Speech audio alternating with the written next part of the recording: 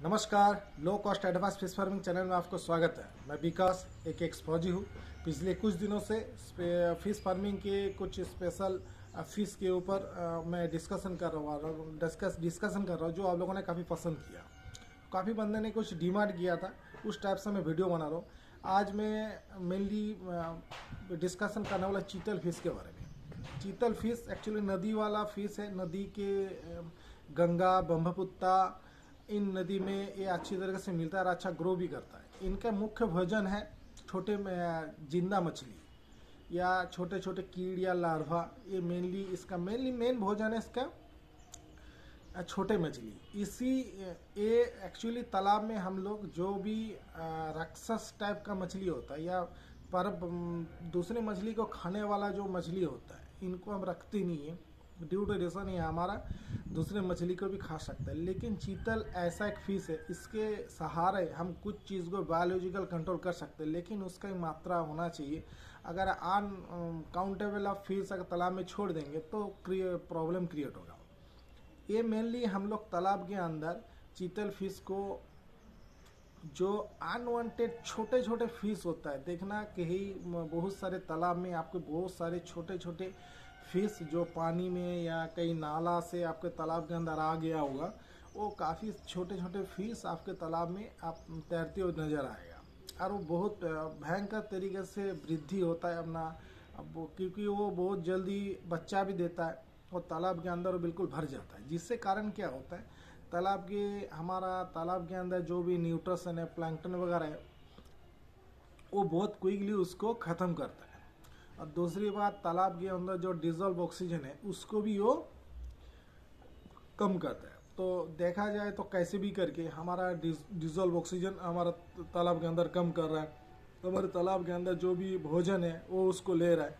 तो इसके कारण क्या हो रहा है, तालाब के अंदर जो भी हम लोग भोजन देते हैं या जिस चीज़ के लिए हमें प्लैंकटन की ज़रूरत तैयार कर रहे हैं, जिस कारण से अगर दूसरा मछली हमें कम कर रहा है, तो हमारा जो मेन मछली है जिसको हम पकड़ के बेच सकते हैं उनमें नहीं मिलेगा, तो हमारा एफसीआर ऑटोमेटिकली डाउन में जाएगा। और एफसीआर डाउन में जाएगा मतलब हमें जितना फ़ायदा होना था वो हम फ़ायदा हो नहीं रहा है। तो एफसीआर को इनकी, क्योंकि हम वो जो छोटे मछली है, कुछ छोटे मछली को तो पकड़ के हम बेच पाते हैं, कुछ मछली बहुत सारे मछली है जिसको हम पकड़ के बेच नहीं पाते और उसको पकड़ के बेचना भी बहुत ज़्यादा प्रॉब्लम है, इसलिए हम ऐसे ही छोड़ देते हैं।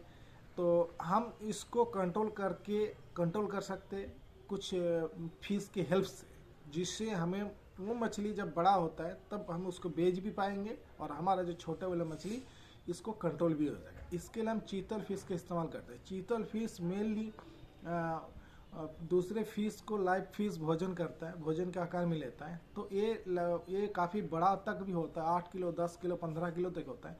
मेनली हम लोग 3 किलो, 4 किलो, 5 किलो तक होता है, इसको बाजार में बेच देते हैं, क्योंकि इससे ज़्यादा बड़ा होगा तब ये बड़ा वाला मछली को अटैक करता है। नहीं तो नॉर्मली 3 किलो, 4 किलो तक के 10 ग्राम या 15-20 ग्राम या मैक्सिमम 50 ग्राम तक मछली को अटैक करेगा। ये जब बहुत ज़्यादा बड़ा हो जाएगा, इसका छोटे मछली नहीं मिलेगा तब। नहीं तो ये मेनली छोटे मछली को खाता है। या जो रेनू हो गया, तालाब के अंदर काफ़ी सारी मछली तालाब के अंदर अंडा देते हैं। जैसे और एक चीज़ है तेलीपिया का रोकने के लिए भी तालाब के अंदर हम चीतल फिश के इस्तेमाल करते हैं। कैसे? तेलीपिया हम लोग एक ऐसा स्पीसीज है जो साल में काफ़ी बार अंडे देते हैं और तालाब के अंदर बिल्कुल वो भर देता है, दूसरे मछली को बनने नहीं देता। क्योंकि तेलीपिया बहुत फास्ट फिश है, उसके गति बहुत फास्ट है। इसके कारण जब हम भोजन भी डालते हैं ना, तो तेलीपिया सबसे पहले टूट पड़ता है उसको खाने के लिए। और वो इस टाइप का पानी है, जितना भी खाना दो इतना खाता रहेगा और उसको बाहर फेंकता रहेगा वेस्ट के तरीके से। तो पूरे न्यूट्रिशन भी उनके शरीर पे नहीं मिलता, जो नहीं मिल पाएगा। जो उसको बायोमास भी क्रिएट होगा वो भी उनके हिसाब से कम होता है। जो हम लोग नॉर्मली सिंगल स्पेसिस के तौर पे तेलीपिया की खेती करता है, तब उसको खाना हम अलग तरीके से देते हैं। कभी उसके तेलीपिया के बारे में डिस्कशन करेंगे। लेकिन जब दूसरे तालाब के कार्प टाइप का फिश के अंदर अगर तेलीपिया फिश आ जाता है, तब वो प्रॉब्लम क्रिएट करता है। क्यों प्रॉब्लम क्रिएट करता है? क्योंकि ये काफ़ी सारे अंडे कंटिन्यू साल में देता रहता है, बहुत ज़्यादा बच्चा पैदा हो जाने के बाद तेलीपिया भर जाता है। तो हमें टोटली मेनली हमारा फार्म के ऊपर कितनी बायोमास हो रहा है, क्या हमें देना है, इनमें इस चीज़ को एक प्रॉब्लम क्रिएट करता है, हमें समझ में नहीं पाता। या मैंने मछली तो 1 कुंटल छोड़ा था, अभी देख रहा हूँ तेले भी 50 किलो ऐड हो गया, तो हम कितना भोजन दें, क्योंकि वो किस मात्रा में बढ़ रहा है, वो नहीं बढ़ रहा है, ये हमें समझ में नहीं आ पाता, क्योंकि वो काउंटेबल होता नहीं है।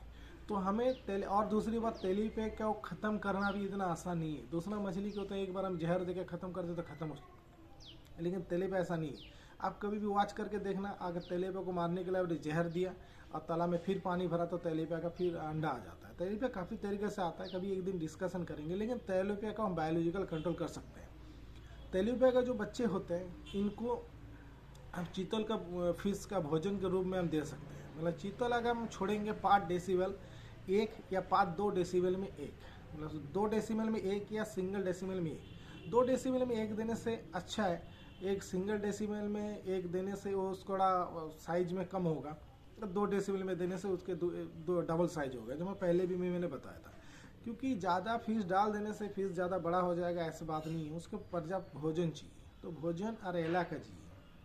तो अब अगर 5 डेसीबल या 2 डेसीबल में, 2 डेसीबल में मैं रिकमेंड करता हूँ, 2 डेसीबल में 1 अगर हम चीतल फिश को डालते, और तालाब के अंदर अगर तेलेपिया वगैरह दूसरे टाइप का अनवांटेड पुटी वगैरह बहुत टाइप का फिश है जो अगर तालाब के अंदर ज़्यादा क्रिएट हो रहा है, वो इसको कंट्रोल कर देगा। आप देखना, चीतल फिश को डालेंगे तो कुछ, और दूसरी बात चीतल फिश थोड़ा सा दूसरे फिश को वो देखते ही दूसरा फिश भाग जाता है, तो दूसरा फिश भी थोड़ा एक्टिव रहता है।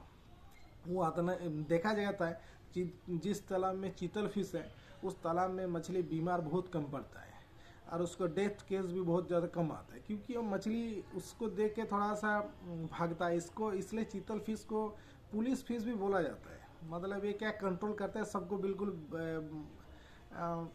बारीकी से, मतलब वो भागेगा, मछली को अटैक करेगा मछली को खाने के लिए, तो दूसरा मछली उसको देख के भागेगा। इसके कारण चीतल फिश को पुलिस फिश भी बोला जाता है, दूसरे मछली को भागाने वाला है। इसके कारण बाकी को थोड़ा एक्सरसाइज भी होता रहता है, और अच्छे से भोजन भी लेता है, और मछली अच्छा ग्रो करता है।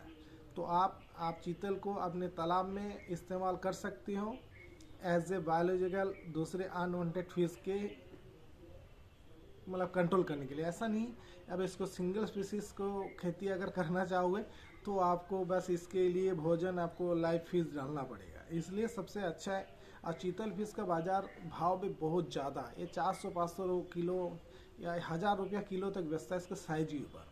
तो छोटे मछली को तो आप बेच नहीं पाओगे, लेकिन चीतल फिश इस छोटे मछली को खा के बायोमास क्रिएट करके खुद बन रहा है, तो चीतल फिश को पकड़ के हम बेच सकते हैं आराम से, जिसका रेट भी बाज़ार में बहुत ज़्यादा है। आप लोग इसको फार्म में ऐड करिए।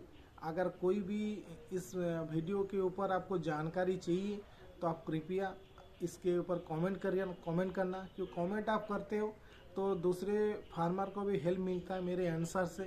काफ़ी सारे आदमी को हो सकता है ये छोटे क्लिप में समझना आसान नहीं हो पाता, किसी मछली के बारे में बहुत सारे जानकारी हो सकता है, मेरे दिमाग में अभी जो आ रहा है मैं वही डिस्कशन कर रहा हूँ।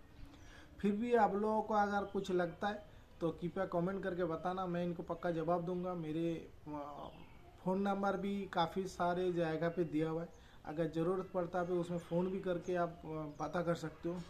मेरे टाइम मिलते ही मैं 100% इनको सबको जवाब देने की कोशिश करता हूँ बाय रेस्पेक्ट।